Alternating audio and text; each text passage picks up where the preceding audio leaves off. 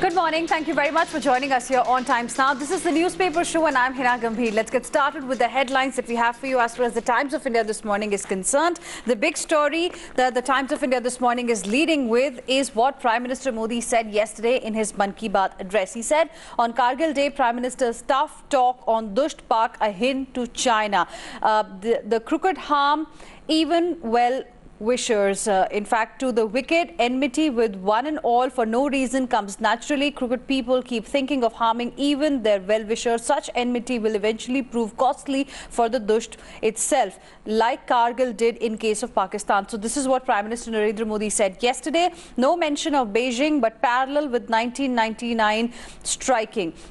Prime Minister Modi has also said that corona is as fatal today as it was in the beginning. Prime Minister Modi has urged people not to lower their guard, as coronavirus is still as fatal today as it was in the beginning, and that's why we have to be fully cautious. He also urged citizens to take a pledge of freedom from COVID on August 15 and also resolve for self-reliant India. So that's something that Prime Minister Modi said yesterday. Apart from this, rapid rise in COVID cases not just due to increased testing, as India's surge in COVID-19 cases over the last month attributable to higher testing? Well, not quite. This is what the Times of India has reported today. Most states have more cases than they would have if cases had risen at the same rate as tests. Nationally, the gap between the actual cases and expected cases was 9% as of Sunday morning. So that's about the COVID count in the country. Fresh cases crossed record 50,000 for the first time on Sunday. It was indeed the deadliest week according to the Times of India, with about 50,000 cases being reported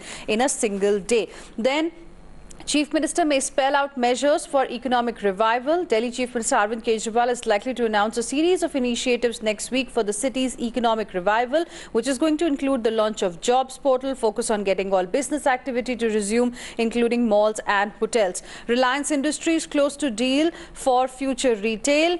Tourism, aviation worst hit. This is what a survey has indicated. An RBI survey says tourism and hospitality, construction, aviation, auto and MSME sectors are likely to be worst hit by COVID. Construction was doing badly even before the lockdown as well. Ayodhya bypass to get Hanuman statues in gardens. 11 Afghan nationals find a refuge. A group of about 10 Sikh and 1 Hindu Afghan nationals arrived in New Delhi on Sunday in a special flight facilitated by the Indian government. Rajasthan Speaker may see closure of Supreme Court's proceedings. It's a big day today as far as Rajasthan's political crisis is concerned. The Governor Kalraj Mishra has met Chief Secretary and DGP as well. HDFC Bank's Aditya Puri has sold 74 lakh shares worth about 843 crore rupees. Apart from this, Big B Amitabh Bachchan, who is getting treated for coronavirus, has written a blog from hospital on the mental health issues COVID patients face, especially during isolation. He says he misses his dad during his loneliness. So that's about the latest as far as the front page of the Times of India is concerned. Apart from this, couple of more interesting stories from across the country. Amid LAC face-off, Army opens Siachen to civilians. Electricity bill of 34,000 rupees for Mumbai House stump spinner Harbhajan Singh. On Kargil Day, President Ramnath Kovind donates 20 lakh rupees to Army's R&R hospital in the national capital. BJP objects to Arundhati's piece in Calicut University syllabus. The inclusion of Come September, a lecture delivered by writer Arundhati Roy in 2002 in the Calicut University third semester BA English syllabus has sparked a controversy, with BJP state president terming it anti-national and demanding immediate withdrawal of this article from the syllabus. Demanded registering a case against those responsible as well. Muslim Ram Bhakts on way to Ayodhya for celebrations. Maharashtra Chief Minister Uddhav Thackeray has suggested e-Bhumi Pujan as far as the Ayodhya's Ram Temple's Bhumi Pujan is concerned, which is expected on 5th of August. Then Nehru Gandhi Trust under Haryana lens, and a very important story here as well. Former captain of wheelchair cricket team forced to work as labourers. The kids he coached earlier have stopped coming to him for a while now. Their parents said there was no money. Staring at a dead end, Rajendra Singh Dhami, 30, former captain of Indian wheelchair cricket team and current captain of the Uttarakhand side, has now been forced to work as a labourer to support his family. So that's about the latest as far as the Times of India this morning is concerned. Before we quickly move on, two more interesting stories. With 3 more deaths, flood toll in Assam has crossed 100 mark and Srinagar district is now terror-free. This is what J&K police have said. So this is about the Times of India this morning. Moving on, and let's see what's making headlines as far as the Navbharat Times is concerned today morning. And the big story is what Prime Minister Modi said yesterday. और यहाँ लिखा है, अगस्त से cinema, gym खुल सकते हैं, पर school और मेट्रो अभी भी बंद रहेंगे. कोरोना पर पीएम ने आगाह किया. कोरोना अब भी उतना ही घातक है जितना पहले था. देखा गया है जब मास्क की सबसे ज्यादा जरूरत होती है तभी हम इसे हटा देते हैं. कोताही न बरतें, न बरतने दें. This is what Prime Minister Modi said yesterday as the number of cases in the country are still rising. देश में केस 14 लाख के पार, 9 लाख जो लोग हैं वो ठीक भी हो गए हैं. दिल्ली मॉडल देश में लागू करने की तैयारी, इसकी बात हम थोड़ी देर में करेंगे कि दिल्ली में किस तरह से सिचुएशन काफ़ी कंट्रोल आ गई है. राजस्थान का रण आज सुप्रीम कोर्ट में. कानूनी जंग पर 2 खेमे में बटी है कांग्रेस पार्टी. गहलोत का सेशन पर नया प्रस्ताव, फ्लोर टेस्ट का जिक्र नहीं किया. साथ ही आज देश भर में राजभवन घेरेगी कांग्रेस पार्टी. अरुणाचल सीमा पर भी चीन ने बढ़ा लिए हैं अपने सैनिक और साथ ही गुड़गांव कोर्ट से अलीबाबा और जैक मा को समन्स भेजे गए हैं. कोरोना के 27 साल के डॉक्टर की जान गई, ये खबर नई दिल्ली से आई है. So this is about the latest as far as the Navbharat Times is concern. Let's take a look at the Economic Times, the pink paper this morning. And here the big story that the Economic Times is leading with is about a possible ban on more Chinese apps that the government is considering. After ban on 59 Chinese apps, 275 more are on the radar of the government. Some red flag due to security reasons, others on account of data sharing and privacy concerns. This list includes Tencent-backed gaming app PUBG, Xiaomi Zilli and AliExpress from the Alibaba group. So these could also be facing some kind of a ban. That's what the Economic Times has suggested this morning. Then government is drafting a code for apps. The government is working on parameters that apps will need to meet to avoid being banned as the authorities consider blocking more and more over-the-top players that may be identified as national security concerns. Huawei has slashed India revenue target by about 50%. The company is laying off 60 to 70% staff as demand for its equipment plunges amid border tensions between India and China. CBDT, the Income Tax Department, is seeking IT info on overseas tax probes. Apart from this, Patel quit as government undermined RBI's autonomy. This is what Viral Acharya, former deputy RBI governor, has said. Urijit Patel quit prematurely as Reserve Bank of India governor due to attempts to undermine the institution's autonomy, according to a new book by former deputy governor Viral Acharya. And this is going to be quite interesting because suddenly former RBI governor Urijit Patel had resigned, and then even Viral Acharya had resigned. Now he's come out with a book and now he has given more details as to what possibly could be the reason behind this. In the Financial Stability Report, the RBI has remained silent on the issue of banking frauds. The RBI's Financial Stability Report released last week is silent on banking frauds despite anecdotal accounts and various media reports of cyber thefts, card frauds and phishing attacks following a surge in online transactions, especially during the lockdown. And lastly, consumer and services sectors cushion Q1 show. India Inc. sales have declined 9.2%. Profit is down about 8.5%. So that's about the latest as far as the Economic Times is concerned. Let's now move on and be more city specific, and let's begin with the Delhi edition of the Times of India. My colleague Parveena joining us this morning. Parveena, good morning. Times of India has reported that with 44% dip in a month, Delhi has flattened at least the death curve.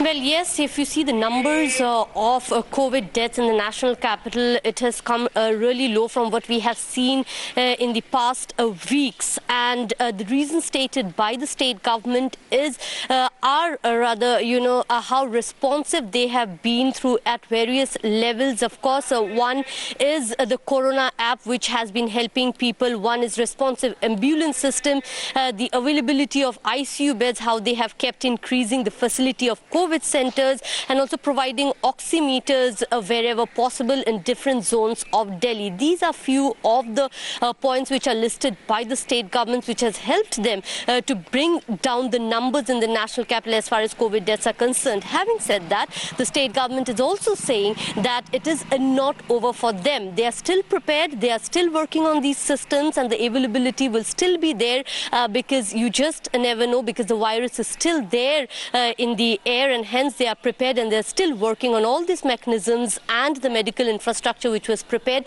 by the state government just for these difficult times. All right. Thank you very much, Parveena, for the moment, for joining us with all of those details. Let's now move on and let's see what is making headlines as far as the Mumbai edition of the Times of India this morning is concerned. One is that private hospital rates may be capped till the end of November. That's on the front page. My colleague Kajal Iyer joining us on the broadcast this morning. Kajal, good morning. Maharashtra has added 2 lakh cases in July, double the tally that was seen in June.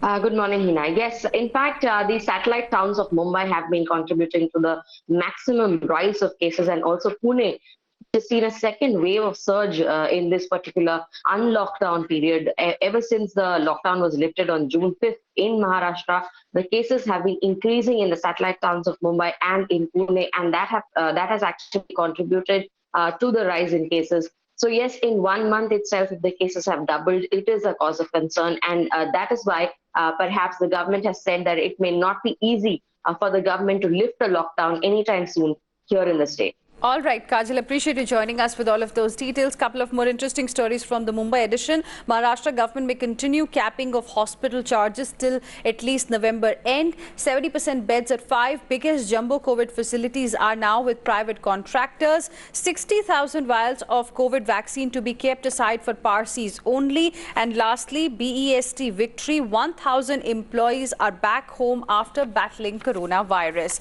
Let's move on now and talk about the Bengaluru edition of the Times of India this morning. The big story that's there on the front page is that schools shut for about 4 months. Experts are now fearing some sort of a learning gap that could have come because of schools remaining shut for about 4 months. Then Karnataka awaits centers not to open film theatres from 1st of August. MHA guidelines for Unlock 3.0 are expected this week. In fact, cinema halls to be allowed only 25% of occupancy. Imran, my colleague, joining us on the broadcast this morning. Imran, good morning.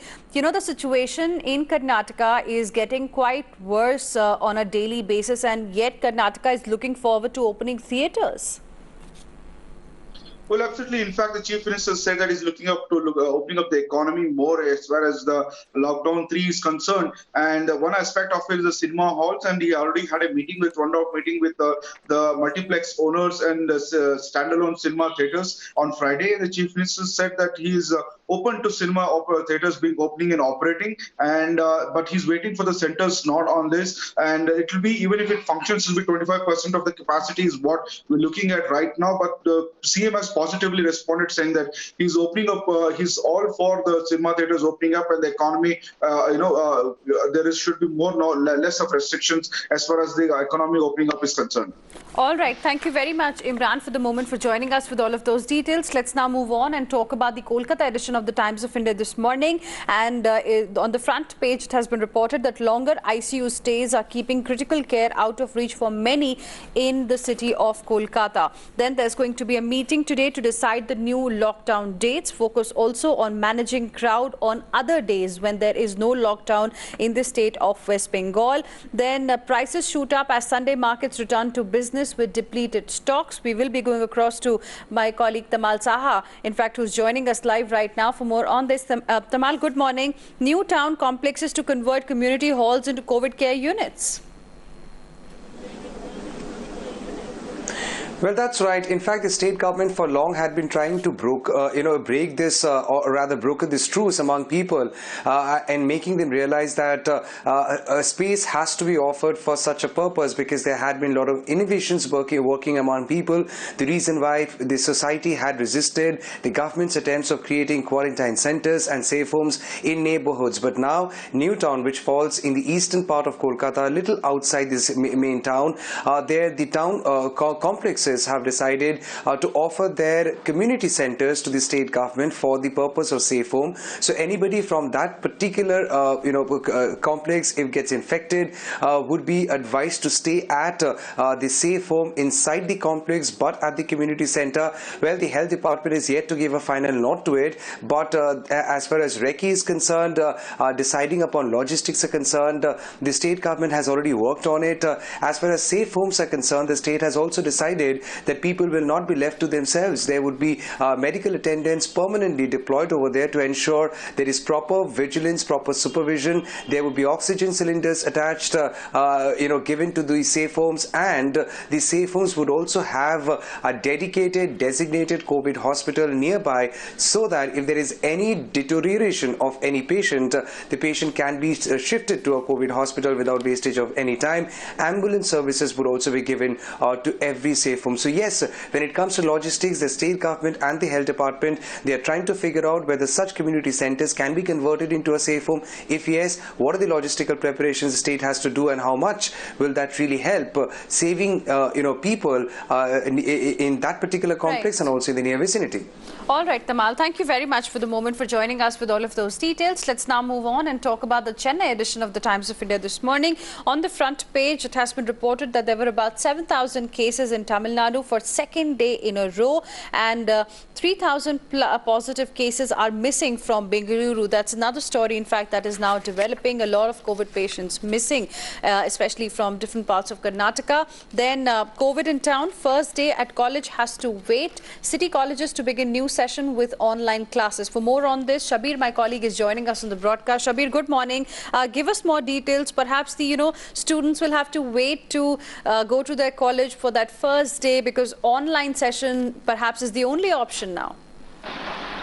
Well, that's right. There was a lot of uncertainty with regard to exams and what next for the college students. But after waiting for quite some time, the government decided that they will cancel the academic exams and the students will be promoted for the next year. And the next academic session for the colleges and educational institutions, they were also a bit confused about how to go about it next. But now it looks like it has to go online, and that is something that the colleges have decided, the universities have decided. So how to go about it is something that's the strategy that they are working on. So the next academic session, at least for another 3 to 6 months, will be online, is what whether it has to be 3 to 6 months or whether it, depending on the situation, the colleges and universities will decide. But clearly, the only option that is left before educational institutions is to go online, and that is something that they are deciding and checking out strategies as to how to go about it. All right. Thank you very much, Shabir, for the moment, for joining us with all of those details. In fact, another important story reported in the Chennai edition of the Times of India. It says state has recorded 6,986 new COVID cases plus 85 deaths. So close to 7,000 cases for second day in a row, and 85 deaths as well in a single day. Tamil actress Vijay Lakshmi attempted suicide. That's another story. And amid COVID campaign, cooperation to focus on dengue with rains due. That's also an important update that has been reported here. Moving on now, before we talk about the news from around the world, another interesting story from the world of business that Times of India is reporting today. Government is planning stern action against risky exporters who have been claiming IGST refund worth about 220 crore rupees, and they were found untraceable. Talking about news from around the world, with about 100 days to elections, Trump trails in polls amid growing unrest. BLM protests turning into agitation against Trump's strong arm methods. And there you can see the kind of protests that are going on in Colorado. This is where this picture is from. North Korea locks down city over virus case. Global tally tops 16 million. So that's about COVID situation across the world. And Vietnam on Sunday reintroduced social social distancing measures in the central city after the country reported 4 locally transmitted coronavirus cases. A report has suggested that Wuhan lab is creating anthrax-like pathogens in Pakistan. Islamabad, however, called it a fake news. Pakistan and China have concluded a secret deal to expand potential bio-warfare capabilities, including running research projects related to the deadly anthrax. This is what an Australian media report has alleged, prompting Pakistan to dismiss it as a politically motivated fake story. So that's something that the world will also now be watching out for. Enter the Dragon actor John Saxon passes away at the age of 83. That's another story that has been reported here. Gone with the Wind actor Olivia also has passed away. Moving on now, and let's talk about the world of sports. My colleague Karishma joining us on the broadcast this morning. Karishma, good morning. So what's in the world of sports that you have for our viewers today? Good morning, Hina. Well, what we have is that Manchester United and Chelsea have qualified for the Champions League. This is great news for all the football fans, and especially the Manchester United and the Chelsea fans who will now be playing in the Champions League, of which the fixtures will begin in the first week of August, Hina. All right. Thank you very much, Karishma, for the moment, for joining us with all of those details. Let's now move on and see what's there as far as the Delhi Times page is concerned this morning. Recuperating in hospital, Amitabh pens note on how COVID affects mental health. That's the big story here. Big B says not seeing people and social stigma around COVID can affect the patient mentally. Patients are afraid to be in public for fear or apprehension of being treated differently, treated as one that has carried the disease. This is what he has written in his blog while he's being treated in the hospital. Then Kanye apologizes to Kim after online divorce rant. That's another story. Tulsi Kumar's new single is an ode to unconditional love. So that's about the latest as far as the Delhi Times this morning is concerned. With this, it's a wrap. Thank you very much for staying with us here on the Newspaper Show.